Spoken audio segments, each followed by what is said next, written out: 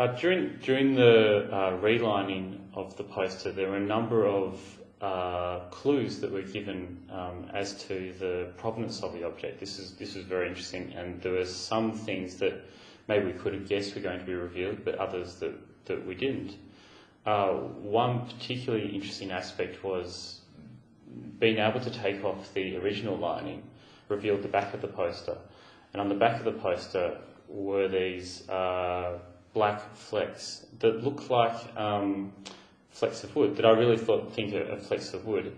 And this would suggest that when the poster was originally pasted up to a board, and it's fairly obvious it's been used, the condition in which it is suggests that it has been pasted up onto a board.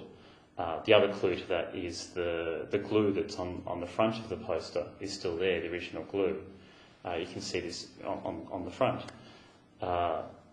And these black flecks suggest that it was pasted onto wood, either a wooden board or, well, it's unlikely it was on a tree, it could have been on a tree, on the side of a building.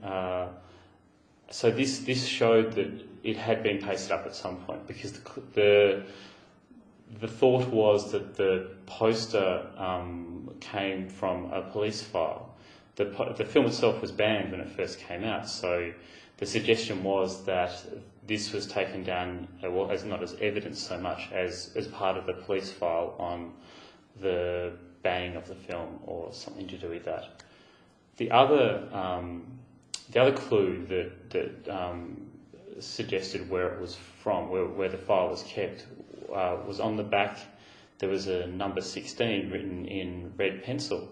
This isn't obvious from the front, but as soon as we took off the original lining, this was clearly revealed. Luckily, the very thin sheet of Japanese tissue I used to reline the poster with, you can still see the 16 through the Japanese tissue, and you can also see the black flecks. On the previous lining, the paper was far too thick. It was almost like a blotter, and we weren't even sure it was an archival board, and you really couldn't see anything from the back.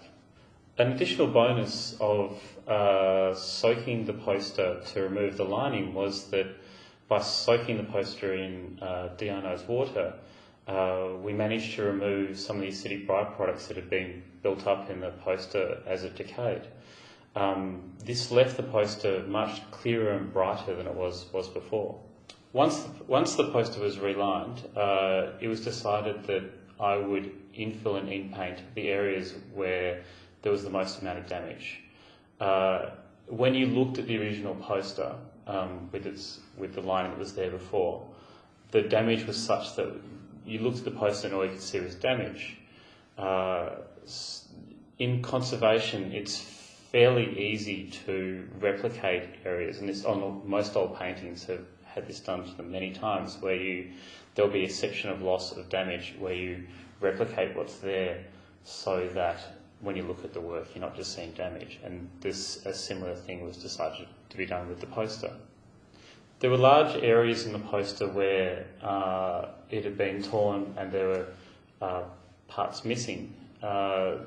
To infill these areas, an infill in conservation is where you replicate the area with another sheet of paper, paper that matches the colour and texture of the original, so that it seems fairly seamless to look at. This proved to be more difficult than I imagined at first, because while you look at the poster and think it's a uniform blue, it's actually varied over the entire surface. And the damage was in a number of different areas in the poster. So I had to replicate a different blue each time. I was using watercolour painted onto Japanese tissue to replicate these areas. But every time I had to mix the colour, I had to mix a completely different version of blue. So this took some time.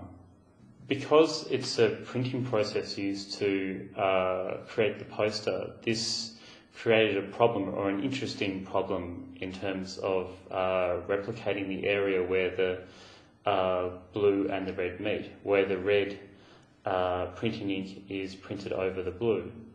While I tried at first to match that colour with a single colour, I soon found out the only way I could replicate it was to paint down a blue of watercolour and then overlay this with a red watercolour, and that proved to be a fairly good match.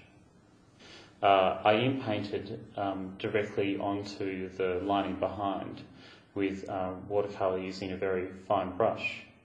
Again, this proved to be quite difficult because the blue changes throughout the length of the poster, so I had to try and match it yet again. It was decided that we wouldn't infill and inpaint all of the damaged areas because some of the damaged areas gave clues, again like the number and the flecks of wood on the back, gave clues to its provenance. There are 2 holes in the top and 2 holes in the bottom that suggest that at some point the item, the poster, was folded and pinned together in a file. As this provides important clues as to the provenance of the object, it was decided that we would leave these as they are. The final stage in the process was the storage of the object. Once I'd finished the relining, the infilling and inpainting, I encapsulated the object in mylar. Basically just made a mylar slip for the poster to be placed into. Mylar is a plastic, but an inert plastic, an archival form of polyester. It was encapsulated and then placed into an archival cardboard box, a corrugated blue board developed especially for archive use. As one of a number of records on display from the Public Record Office Victoria here at the old Treasury building, it's a rare chance to see this poster, as I'm told there are only a handful left in Australia. It's also in a room with a number of other Ned Kelly documents, which gives a context to Ned Kelly and to the film.